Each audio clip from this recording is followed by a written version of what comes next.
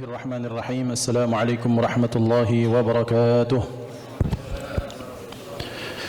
Innal hamdalillah nahmaduhu wa nasta'inuhu wa nastahdihi wa nastaghfiruh wa na'udzu bihi min shururi anfusina wa sayyiati a'malina may yahdihillahu fala mudilla lahu wa may yudlil fala hadiya lahu asyhadu an la ilaha illallah wahdahu la syarika lahu wa asyhadu anna sayyidana wa nabiyyana Muhammadan 'abduhu wa rasuluhu man la nabiyya ba'dahu Allahumma shalli wa sallim ala sayyidina Muhammadin miftahi babi rahmatillah 'adada ma fi 'ilmillah salatan wa salaman daimaini bidawami mulkillah wa ala alihi wa sahbihi اللهم رب اشرح لي صدري ويسر لي أمري واحلل عقدة من لساني يفقه قولي سبحانك لا علم لنا إلا ما علمتنا إنك أنت العليم الحكيم اللهم ارزقنا فهم النبيين وحفظ المرسلين وإلهام الملائكة المقربين اللهم أغننا بالعلم وزينا بالحلم وأكرمنا بالتقوى وجملنا بالعافية لا حول ولا قوة إلا بالله العلي العظيم والحمد لله رب العالمين نوينا التعلم والتعليم والتذكر والتذكير والنفع والانتفاع والإفادة والاستفادة والحث على التمسك بكتاب الله تعالى وسنة رسوله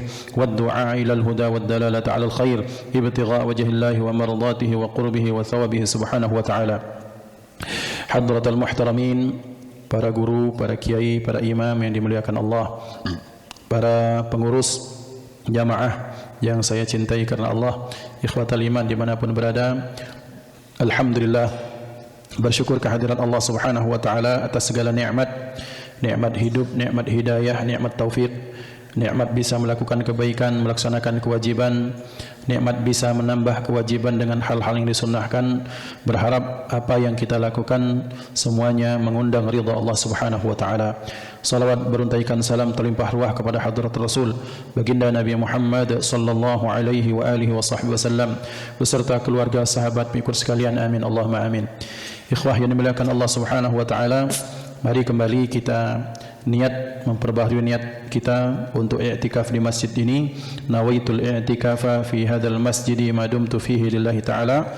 Di dalam hati kita ucapkan, aku berniat i'tikaf di masjid ini selama aku berada di dalamnya semata-mata mengharap ridha Allah subhanahu wa ta'ala. Kita akan melanjutkan pembahasan kita dalam pertemuan yang lalu setelah kita mendapatkan pembahasan yang sebelumnya bahwa para ulama atau orang-orang zaman dahulu, dan ini merupakan bagian dari fitrah manusia, kita ini suka mencari, pencarian akan ketenangan batin, pencarian akan kebahagiaan yang hakiki. Karena terus terang bahwa dalam perjalanan hidup kita, apa yang kita lakukan pasti di antara kita akan mencari ketenangan, kebahagiaan. Tapi kadang-kadang yang kita dapatkan adalah kesenangan semu, bahwa kita jalan-jalan, semata-mata jalan-jalan. Mungkin kita makan-makan kemana, semata-mata makan-makan.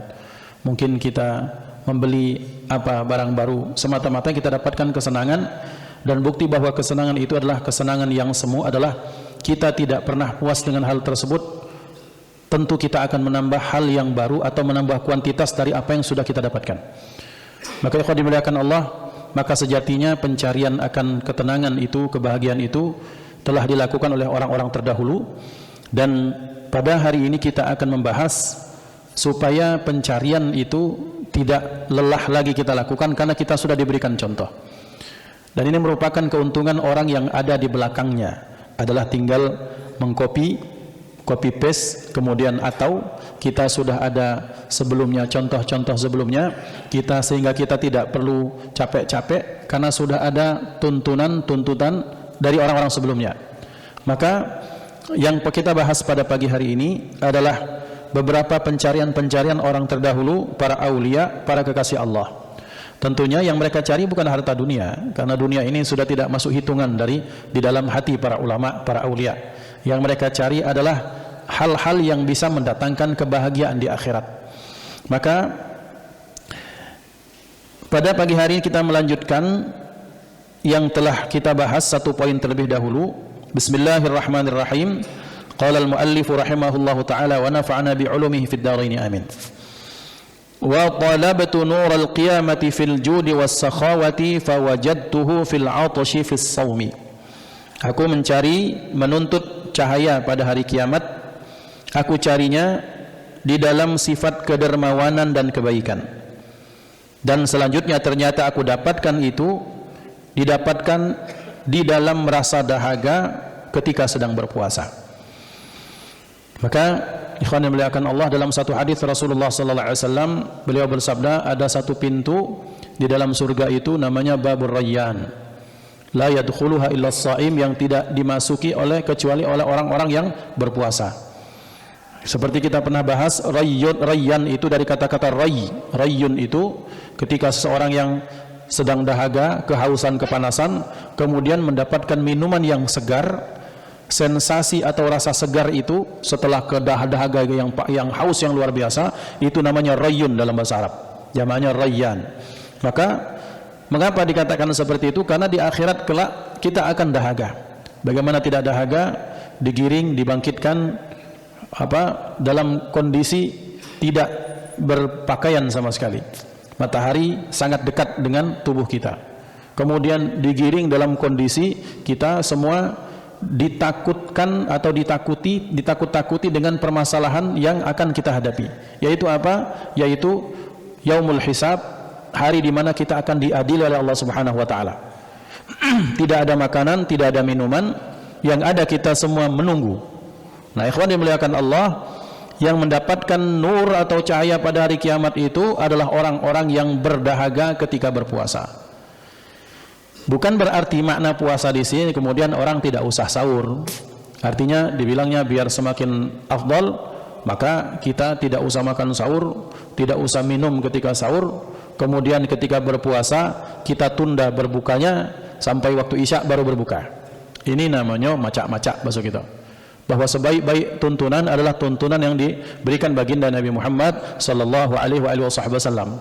Tetap sekalipun kita dalam pencarian spiritual, mungkin kita masuk dalam bab dalam bab pencarian hakikat hidup, tapi tetap kita tidak boleh lepas daripada syariat. Dan syariatnya adalah ketika puasa tetap sangat dianjurkan kita untuk makan sahur. Sabda Rasulullah sallallahu alaihi wasallam, tasahharu fa inna fis sahuri barakah, atau fa inna fis suhuri barakah. Makan sahurlah kalian karena dalam waktu sahur itu ada keberkahan. Walaupun sabda beliau, walau jur'atama, walaupun sekalipun seteguk air saja. Ini menunjukkan bahwa agama Islam adalah agama yang mengakomodir kepentingan kebutuhan spiritual tapi tanpa tidak meninggalkan kebutuhan jasmani.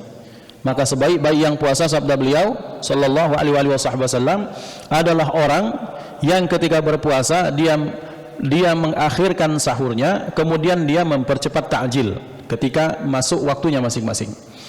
Maka ikhwan yang dimuliakan Allah, dalam kondisi dahaga itulah maka orang akan mendapatkan balasan Allah, yaitu nur, cahaya pada hari kiamat. Cahaya artinya dia tidak dibimbangkan pada hari kiamat. Cahaya artinya dia tidak dibikin gentar pada hari kiamat. Maka dalam bahasa Al-Quran, la yahzunuhumul faza'ul akbar, mereka tidak dibikin takut oleh hari al-faza', hari ketakutan yang paling besar. Ketakutan di dunia ini adalah ketakutan yang semu. Takut kita rumah mungkin disita, takut kita mungkin rumah kita tergusur karena tinggal di pinggir jalan, takut mungkin aset-aset kita diambil, takut anak-anak kalau sudah besar akan lupa pada kita, takut murid-murid sudah tidak ingat pada gurunya. Ini ketakutan semu. Tapi di hari kiamat itulah ketakutan yang hakiki. Dan orang yang diberikan cahaya pada hari kiamat adalah orang yang termasuk dalam golongan yang tidak diberikan ketakutan pada hari tersebut. Mereka dijadikan orang yang pede, diberikan ketenangan oleh Allah Subhanahu wa taala. Maka pada hari ini kita akan masuk ke dalam bab berikutnya. Wa talabatul jawaza ayil murura, dan aku mencari menuntut al-jawaz. Al-jawaz itu apa? Melintasi, yakni melintasi. Ala sirati, melintasi sirat. Fi udhiyah, dalam berudhiyah, dalam berkurban. Fawajadtuhu fis sadaqati, dan aku dapatkan itu dalam sedekah. Dzakara Suyutiyu, Al-Imam As-Suyuti menjelaskan, menyebutkan anna thawabas sadaqati khamsatu anwa'in, bahwasanya balasan sedekah itu ada 5 jenis. Wahidatun bi'asyratin, satu berbalas 10. Wa hiya ala sahihil jismi, yaitu sedekah kepada siapa? Kepada orang yang sehat. Wa wahidatun bitis'ina, dan satu balasan sedekah terhadap orang yang alal a'ma wal mubtala, yaitu kepada orang yang buta dan orang-orang sedang tertimpa musibah, tertimpa kemalangan. Wa wahidatun bi tis'imi'atin wa hiya ala dhi qarabatin muhtajin. Satu sedekah berbalaskan 900, itu kepada siapa? Kepada qarabah, pada keluarga, kerabat muhtajin yang membutuhkan. Wa wahidatun bimi'ati alfin, dan satu sedekah berbalas terhadap siapa? Satu sedekah berbalaskan 100.000, dan itu alal abawaini, kepada kedua orang tua. Wa wahidatun bi tis'imi'ati alfin, dan satu pahala sedekah, satu sedekah berbalaskan 900.000, wa hiya ala alimin aw faqihin, itu yang diberikan kepada alim atau faqih. 900.000 kepada ulama atau kepada faqih. Ikhwani muliakan Allah Subhanahu wa taala. Udhiyah ini adalah kurban. Maka ibadah kurban adalah ibadah yang sejatinya dari zaman dahulu Allah sudah syariatkan. Secara bahasa, bahwa dalam bahasa Al-Quran itu idh qarraba qurbanan. Ingatlah wahai Muhammad, ceritakanlah wahai Muhammad, naba abnai Adam, cerita dua anak Adam yang salah satunya memberikan yang terbaik, yaitu hewan peliharaannya, yang satu karena dia petani memberikan udhiyahnya berupa sayur-sayur dan buah-buahan yang bahkan dia sendiri enggan memakannya. Maka kemudian diterima salah satunya dan yang lain tidak diterima. Maka di sini ada kata-kata qarraba qurbanan, memberikan kurban. Zaman dahulu orang kalau kurban ada tandanya diterima. Ta'kuluhun nar, itu diterima seperti dilalap oleh kilatan kemudian hangus. Wah, ada tanda. Tapi mengapa kemudian di era zaman Nabi Muhammad SAW ini tidak ada? Ini sengaja kemudian Allah rahasiakan supaya memperbesar pahala umatnya. Loh, kenapa bisa seperti itu? Karena orang kalau melihat sesuatu dengan mata kepala, maka orang tersebut akan berpikir, wah ini mungkin balasannya. Atau malah tambah keyakinan, wah betul, berarti ini amalan saya diterima atau ditolak. Tapi umat Nabi Muhammad SAW itu sengaja dirahasiakan, liyabluwakum ayyukum ahsanu amala, supaya siapa di antara kita yang paling baik amalnya. Kita ya ikhwan, kalau sudah dijanjikan dengan sesuatu yang kelihatan, itu sepeda harga 40 juta satu, kalau kamu bisa menang lari atau maraton, itu hadiahnya. Orang akan berlomba-lomba. Tapi kalau dibilang yang penting ada deh nanti hadiahnya, tidak semangat dong. Tapi justru ketika dia semangat, ketika balasan tidak diberitahukan, itu lebih hebat.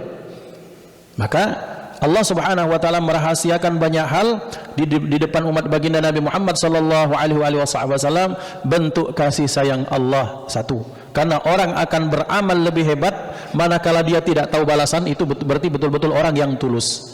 Maka ikhwan dimuliakan Allah, orang-orang yang di akhir zaman ini banyak dicobakan dengan sesuatu yang bahkan mereka tidak ketahui secara pasti. Maka disitulah gunanya iman. Dan zaman sekarang, di saat dimana orang sudah mulai banyak sekali mengedepankan rasional, mengedepankan otak, ini masuk akal atau tak masuk akal, tetapi orang beriman mengedepankan imannya, maka disitulah orang-orang terpilih itu akan mendapatkan kejayaan. Maka ikhwan, ini dimuliakan Allah Subhanahu wa taala. Maka perkara udhiyah merupakan perkara yang balasannya pun dirahasiakan Allah Subhanahu wa taala. Kita kan belum tahu. Dibilang bahwa dalam hadis satu sya'rah, satu bulu itu akan mendapatkan kebaikan, mendapatkan balasan kebaikan, kemudian kurbannya akan jadi saksi yang baik. Itu kan janji Rasulullah. Yang percaya masya Allah, yang tidak percaya na'udzubillah, kita bermohon perlindungan kepada Allah dari ketidakpercayaan kepada Nabi kita. Maka berarti orang-orang yang berudhiyah adalah orang-orang yang memang telah mengedepankan cinta dan kepercayaannya kepada Allah. Tetapi dalam konteks ini, bahwa orang-orang yang mencari cahaya pada hari kiamat itu apa? Yang dia dimampukan untuk melewati sirat, dikatakan para ulama, adalah orang yang gemar bersedekah. Sedekah kepada siapapun. Sedekah kepada, seperti jelaskan Imam Jalaluddin As-Suyuti tadi, kepada orang yang sehatkah, kepada orang yang tertimpa musibahkah, kepada kerabatkah, kepada orang tuakah, kepada yayasan Islam, kepada masjid, kepada alim fuqaha, atau apa misalnya pesantren atau apapun itu, yang penting ada hal yang dikeluarkan. Maka ikhwan dimuliakan Allah, landasan keikhlasan ini akan mampu merubah banyak hal. Pertama, orang kalau sedekah, kalau dia ikhlas, maka dia akan mendapatkan kebahagiaan. Senang orang yang menerima sedekah, betul. Tetapi orang yang paling senang adalah siapa? Orang yang memberi. Mengapa? Karena dia mampu melawan keinginannya untuk menahan harta tersebut. Maka orang-orang bersedekah adalah para pemenang. Orang yang bersedekah adalah orang-orang yang mampu menaklukkan syahwat cintanya kepada harta tersebut. Nah kemudian, kalaupun mau berbilang dengan pahala, maka balasannya seperti itu, kata Imam Jalaluddin As-Suyuti.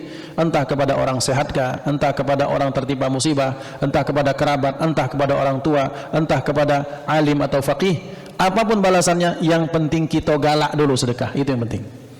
Maka ikhwan, diriwayatkan ada seseorang yang pengen bersedekah, Masya Allah pengen yang sedekah, karena dia orang yang sudah sampai, selama ini aku tidak sedekah, pengen sedekah ya Allah. Maka supaya menjaga keikhlasannya, tidak ingin diketahui orang lain, maka sedekahnya dia menghadang orang di satu jalan lewat. Ketika lewat di satu jalan, kemudian ini orang dihadang, Pak, ya mau lewat, iya, tolong terimakan sedekah saya. Oh iya, terima kasih. Kemudian besok-besoknya ketahuan sama teman yang lain, ente salah sedekah. Ngapa? Kau sedekah ke Juaro. Juaro ya, bukan juara. Juara itu bahasa kita Palembang nih, galak maling, orang suka mencuri. Malam-malam lagi operasional, lagi dinas, dihadang-hadang, pas lewat ternyata dia memberikan sedekah kepada pencuri. Katanya ya enggak apa-apalah, mudah-mudahan lain kali ketika sedekah maka aku tidak salah sasaran. Kemudian ketika sedekah lewat, ada ibu-ibu lewat-lewat, kamu wanita, seorang wanita. Ibu, nak kemana? Nak balik ini. Sudah, ini maaf ya, tolong terimakan sedekahku. Habis itu dia menghilang. Si ibu ini senang. Ketahuan lagi sama orang, ente sedekah sama salah sasaran. Kenapa? Ente sedekah kepada wanita nakal lah, seperti itu. Wanita yang tidak benar. Ya Allah, kata beliau, tidak apa-apalah. Siapa tahu ada kebaikan di situ. Berikutnya, mudah-mudahan lain kali saya tidak salah memberikan sedekah kepada orang yang patut menerimanya. Pada kali yang lain, di malam hari, kemudian dia sedekah lewat. Ketika sedekah itu disetopkan, diberikan sedekah. Oh makasih, kata Bapak ini. Besoknya ketahuan lagi dia sedekah, ente salah sasaran lagi. Kenapa? Kau sedekah kepada orang kaya tapi terkenal pelit, bakhil di kampungnya. Tidak apa-apalah, katanya, siapa tahu ada kebaikan. Ini orang ikhlas seperti itu, tidak mencari pahala, tidak peduli kepada siapa, dia memberikan sedekah. Maka kemudian akhirnya diberitakan bahwa pencuri itu taubat, wanita nakal itu taubat, kemudian orang kaya yang pelit itu akhirnya jadi dermawan. Ternyata ma kharaja minal qalbi wasala ilal qalbi. Perkara sesuatu yang bermuncul dari hati, memberikan yang ikhlas lillahi ta'ala, ternyata nembus ke relung hati yang paling dalam, sehingga menjadi asbab hidayah. Maka ikhwan dimuliakan Allah. Terus Ustaz, bakal ada pertanyaan dan kita antisipasi pertanyaan itu. Mak mano dengan orang-orang yang kemudian ada di tempat-tempat khusus lah, mereka bergerombol semacam sindikat, di mana-mana, tahu lah ya di mana itu. Mak mano ngasih sedekah kepada mereka. Maka ikhwan dan dimuliakan Allah, jikalau nih pengen ngenjuk, jikalau itu yang pertama. Yang kedua, jikalau memang tidak memberi dengan alasan kami akan memberi yang betul-betul membutuhkan, juga silahkan. Bagian dari tarbiyah. Karena kenapa? Karena sekarang ini banyak sekali kondisi di mana orang itu tanpa sadar atau bahkan dengan sadar itu menghilangkan potensi dirinya. Dengan cara apa? Dengan cara ya dia menegadahkan tangan. Nah, ini cerita mertua kami karena beliau jualan di pasar. Ada ibu-ibu, Masya Allah. Waktu itu berhenti di toko orang mertua kami, dia jualan tisu. Kemudian dia jualan tisu. Kemudian karena melihat itu dilebihkan itu, oh, terima kasih ibu. Ditanya sama mertua saya, kenapa kamu tidak minta-minta? Oh, badanku masih waras, aku masih sehat, aku masih pacak berkeliling pasar ini jualan tisu ini. Ngapa tidak minta-minta? Lala, katanya. Aku udah agak lama itu. Menurunkan harga diri. Di saat yang lain, di mana kalau kita tahu memang sering kejadian, ada orang-orang yang memang ketika kita mintai sedekah, pura-puranya sakit, tapi ternyata dia tidak sakit. Jadi ada ilustrasi lucu kan, ya ini di Thailand yang ada meme seperti itu, ada video singkat seperti itu. Oh ini pecah potong kakinya, tapi dikerjain ini nak nginjuk, diinjuknya pecah tokek atau cicak itu. Terkejut takut berlari, ternyata tidak potong kakinya, dikondisikan. Nah, kalau bapak ibu tidak nak ngenjuk, tidak usah ngenjuk, tidak apa-apa, bagian dari tarbiyah. Karena kenapa? Karena kita memang memberikan sedekah ini kebanyakan untuk dhi muhtaj, kepada orang-orang yang membutuhkan. Dan itu juga kita butuh satu kepada pemerintah yang berkaitan untuk mengamankan dan mendidik yang seperti ini. Yang kedua, kita juga butuh butuh kesadaran mereka para pelaku ini. Karena kenapa? Selama badanmu sehat, ngapain kita harus seperti ini? Karena yakinlah, berapapun hasilnya, tetegak rumah, besar-besar rumahnya, tapi Allah cabut keberkahan di situ. Padahal seumur hidup ini kita cari berkah.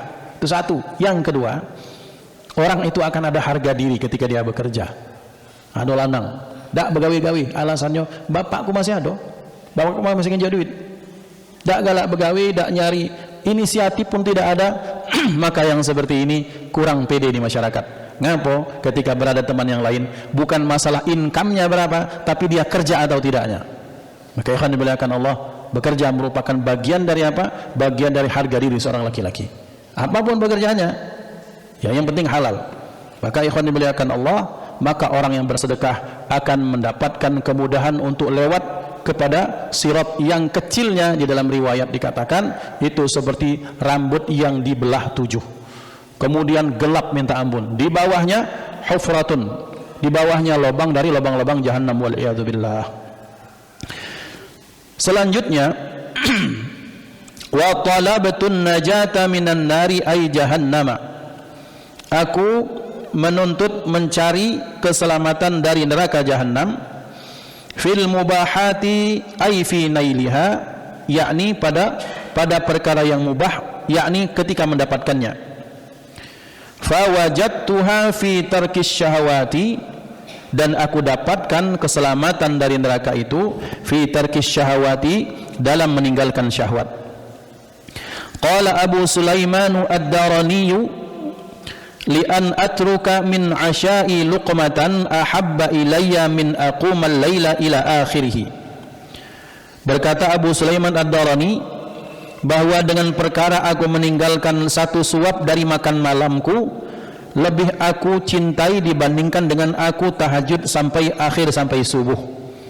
Nah, maksudnya la'alla shawab, bahwa orang yang ingin mencari keselamatan dari neraka, dari azab jahannam, itu dikira oleh beliau yang dalam pencariannya adalah dengan cara mencari yang halal-halal, tapi ternyata yang lebih pokok daripada itu, yang lebih mendasar daripada itu adalah fi tarkis syahwat, dalam meninggalkan syahwat. Apa syahwat? Syahwat itu sesuatu ma tamilu ilaihin nafsu, sesuatu yang cenderung kita kepadanya, itu namanya syahwat, baik halal maupun tidak. Maka Allah menyatakan a'udzubillahi minasyaitonirrajim, dihiaskan kepada kaum laki-laki itu hubbus syahwat, cinta terhadap sesuatu. Kalau laki-laki apa? Minan nisa wal banin, terhadap lawan jenis kaum wanita, kepada anak-anak, kemudian harta benda, kemudian hewan piaraan, hewan yang dijinakkan, kemudian hewan ternak, kemudian sawah dan ladang. Ini siapapun tak bisa lepas. Ada wong, oh masya Allah, mata kaki perempuan di orang Malaysia, landangnya tu walaupun lah tua, nyengok barang-barang bagus.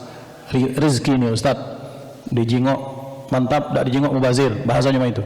Ada yang bahkan usia 5, 6, 70 tahun tu ada semangat pengen nikah lagi tu, ada. Apakah tak normal? Normal, karena yang dinikah itu perempuan. Yang tak normal itu kalau dia menikahi sesama jenis, na'udzubillah. Ya Pak Haji, jadi kita ni kalau ada semangat seperti itu namanya lelaki yang normal, karena fitrahnya seperti itu. Ada Ustaz, ada dia ni tak pati senang, tak pikiran tak kepada perempuan, tapi dia tu kalau berkesan bangga ke anaknya terus. Ada. Pokoknya anaknya kebanggaannya, tumpuan hidupnya di anaknya dibanggakan segala macam. Ada banyak. Ada yang tak membahas itu, tak terlalu keras kepada anak cintanya itu. Apa? Senang dengan emas dan perak, ngumpul ke batu cincin, ngumpul ke logam mulia. Ya standarnya manusia memang itu. Tidak terpikir ke sana. Bab berikutnya apa? Hobi di hewan ternak. Ada burung, ada ayam, ayam berugo bahasa gitu tuh. Segala macam ayam, dari yang kecil sampai besar. Dari yang suaranya paling pendek sampai suaranya paling panjang. Ada burung ini, itu sangat manusiawi karena memang ketika lahir Allah sudah masukkan komponen kesenangan ini dalam diri manusia. Tetapi meninggalkan itu semua itu akan membawa kita kepada surganya Allah Subhanahu wa taala. Maksudnya ketika diarahkan kepada yang baik, kemudian selanjutnya dia lebih mementingkan untuk meninggalkan syahwat itu, maka itu yang mampu memberikan keselamatan dari nerakanya Allah Subhanahu wa taala. Apa korelasinya dengan siksa neraka? Segala perkara di muka bumi ini ya ikhwan, rata-rata dikatakan ulama secara garis besar yang mengundang kepada neraka itu dua. Satu, karena syahwat, yang kedua karena kiber, karena sombong. Orang yang enggan salat, orang yang memandang rendah orang lain, itu karena kiber. Orang yang meremehkan orang lain, tak mau menerima nasihat, itu kiber, namanya sombong. Tapi betapa banyak ada orang yang terjerat ke narkoba, itu gara-gara syahwat. Pertama penasaran, pertama diawali dengan ini dulu. Pertama misalnya, kenapa tenggelam dalam judi slot, porkas, bahasa gitu, SDSB, segala macam itu ngapa? Diawali maaf dengan ketika main kecilnya itu main gonto, main ekar, cetup, apa sih kok? Tidak seru, pakai duit Selawi, zaman Selawi, Selawi rupiah, 25 rupiah. Ini apa uang itu disenderkan di ekar, dituk dapat. Selanjutnya gambaran, selanjutnya main ini, kemudian terus besar, akhirnya judi benaran. Lah habis ini harta anak bini, kemudian rumah terjual, masih judi, itu gara-gara syahwat. Dan banyak contoh yang lain bahwa betapa ternyata perkara yang besar biasanya dimulai dari yang kecil, maka yang kecil-kecil ini dihindarkan. Maka dinyatakan dalam pendapat ini Abu Sulaiman Ad-Darani, Abu Sulaiman menyatakan seperti ini, sholat tahajud kata beliau, sepanjang malam sampai subuh. Kemudian aku meninggalkan satu luqmah, satu suapan dari makan malamku lebih aku utamakan dibandingkan dengan aku sholat tahajud sampai subuh. Mohon jangan diterima mentah-mentah. Maksud beliau adalah bahwa makan malam itu kan sesuatu yang sangat kita inginkan. Dibandingkan siang apa kita kan laparnya biasanya makan. Apa bela yang penting lapar ngop makan banyak ngubu lagi. Tapi kalau malam pun sudah ada pilihan, balik ke rumah, makan kemana kita dengan anak-anak misalnya, makan di mana kita, berjalan. Nah itu kan ada syahwat di situ.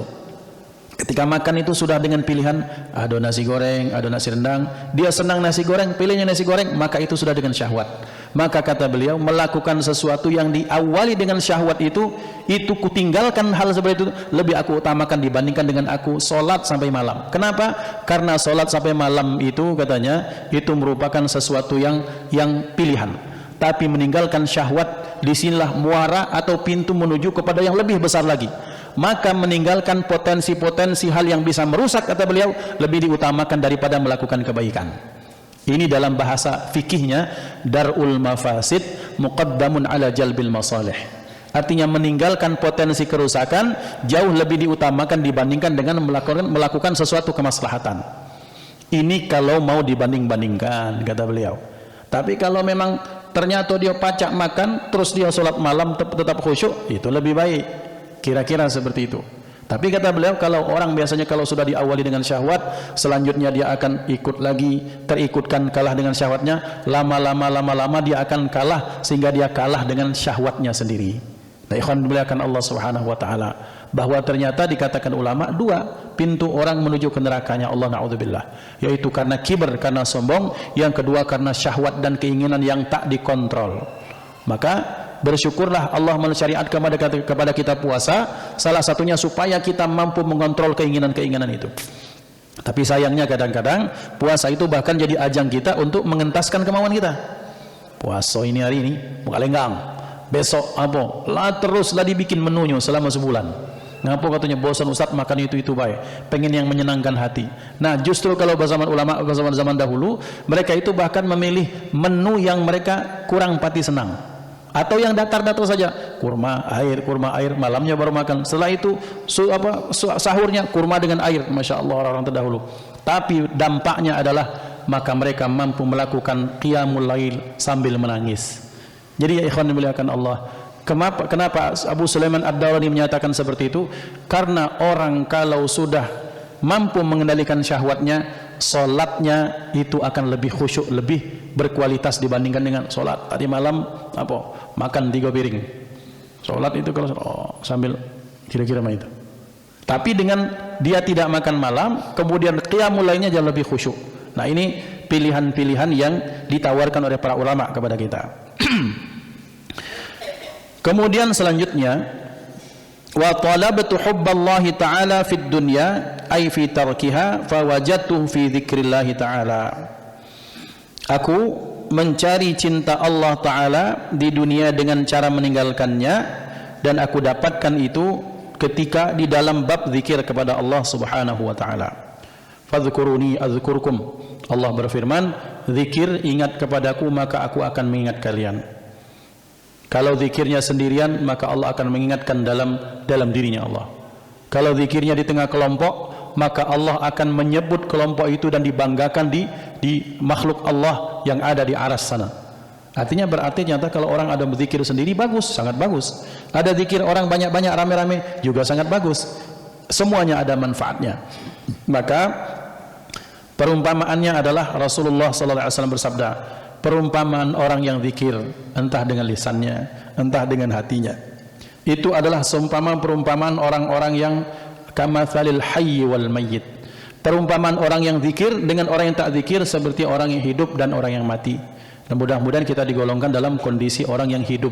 Amin, Allahumma amin. Jadi tidak sekedar berjalan tidak sekedar maaf terbuka biji mata gitu, tapi hati kita terpaut kepada Allah, memikirkan kebesaran Allah, memikirkan kebesaran kehebatan makhluk Allah, dan itu berarti kembali kepada kebesaran Allah Subhanahu wa Ta'ala. Maka mendawamkan zikir ini menjadikan hati tenang, juga menjadikan apapun yang kita lakukan itu jauh lebih disenangi Allah Subhanahu wa Ta'ala. Selanjutnya, wa talabatul afiyata fil majami'i. Aku mencari afiyah. Afiyah di sini artinya keselamatan. Aku mencari keselamatan fil majami'i ay fi majami'in nas, dalam perkumpulan manusia. Fa wajadtuha fil uzlati, maka aku dapati itu di dalam uzlah. Uzlah itu menyendiri. Menyendiri yang makmano, kita jangan menyendiri persepsi kita tapi menyendiri versinya ulama. Qala al-Qushairi, berkata Imam Qushairi, wal uzlatu fil haqiqati i'tizalul khisalil madmumati fat ta'thiru li tabdilis sifati la litana'i 'anil awtan. Kesimpulannya, sederhananya kata Imam Al-Qushairi, uzlah itu ketika kita mengasingkan diri kita dari kebiasaan-kebiasaan buruk, maka itu namanya uzlah. Jadi bukan uzlah secara fisik ya ikhwan. Ada orang banyak nyepi, bukan uzlah itu. Tapi uzlah itu adalah kita menyepikan diri kita, mengasingkan diri kita dari kebiasaan-kebiasaan buruk. Ada kita misalnya, ada teman, kemudian ajak kita berghibah, payo tak boleh jo. Payo, kisah dikit payo, sebentar payo. Aku ni masih banyak kesalahan dan dosa, astagfirullah, istighfar. Itu upaya untuk uzlah. Kemudian sudah banyak melakukan keburukan, ya Allah, kapan lagi aku mengasingkan diri dari kebiasaan buruk. Upaya meninggalkan itu, maka itu namanya uzlah menurut Imam Qushairi. Jadi bukan meninggalkan autan, bukan meninggalkan perkumpulan manusia, tetapi dia berupaya menjadi pribadi yang lebih baik lagi, itu namanya uzlah. Wa qala Abu Ali Ad-Daqqaq, berkata Abu Ali Ad-Daqqaq, beliau menyatakan, ilbas ma'an nasi ma yalbasun wa tanawal mimma yakulun wanfarid anhum bisirri. Insyaallah ini definisi yang sangat bagus. Kata beliau rahimahullah, pakailah apa yang dipakai manusia, seperti manusia kebanyakan. Makanlah seperti kebanyakan manusia. Tetapi kata beliau, wanfarid anhum bisirri, akan tetapi bedahi selisihi mereka di dalam kesendirianmu. Maksudnya adalah orang uzlah itu bajunya masih cak uang banyak, makannya masih cak uang banyak, tapi sifatnya menyelisihi sifat-sifat orang sudah kebanyakan. Dikala orang banyak suka berghibah, ya sudah, dia tak suka berghibah, itu upaya uzlah. Dikala di kantor nih banyak orang yang mainkan ini dan itulah, dan dia tak melakukan itu namanya uzlah. Jadi dia berlepas dari kebiasaan-kebiasaan buruk yang dilakukan kebanyakan orang, dan dia berlepas dari hal itu namanya uzlah. Jadi uzlah itu tidak harus dia di kantor resign dari kantornya, tidak.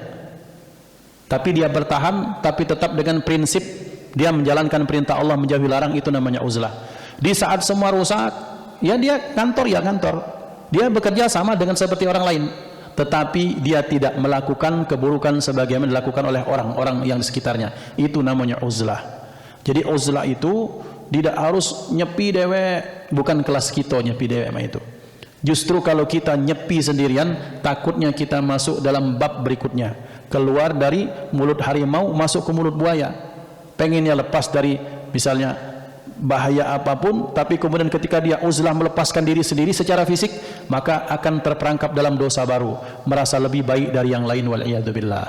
Jadi kata Imam Ali Ad-Daqqaq, beliau menyatakan seperti ini, orang makan ya kamu makan, orang pakaian ya kamu pakaiannya seperti itu. Tidak harus orang kemudian pakai batik semua di kantor, kamu pakai jubah, tidak harus seperti itu. Tetap pakai batik, hidup seperti masyarakat kebanyakan, tapi kebiasaanmu menyelisihi mereka dalam kebaikan.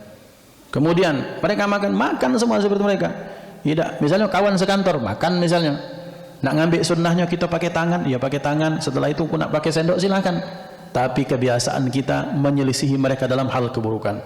Dikala kawan-kawan cari cuan dengan cara yang dimurkai Allah, maka dia tidak melakukan itu. Itu namanya uzlah. Dan orang-orang seperti ini hakikatnya sedang berjihad. Jihad melawan apa? Satu, melawan nafsunya. Yang kedua, melawan kemungkaran yang ada di sekitarnya. Dia jihad terhadap apa?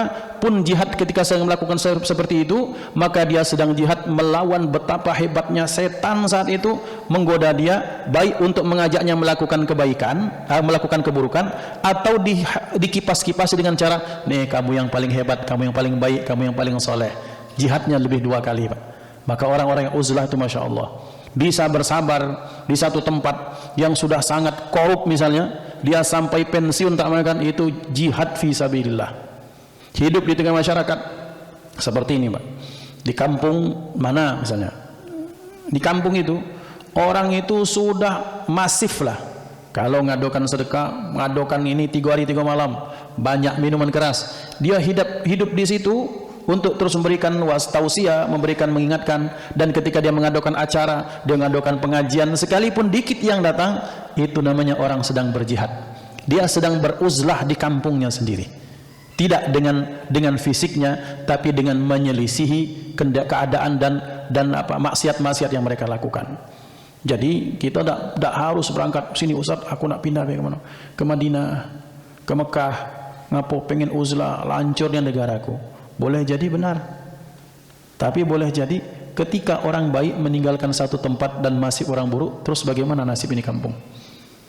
Ketika di kantor misalnya, di tempat, di pasar, dimanapun, ketika sudah masif kecurangan terjadi, terus orang-orang baik meninggalkan itu, makin hancurlah ini tempat.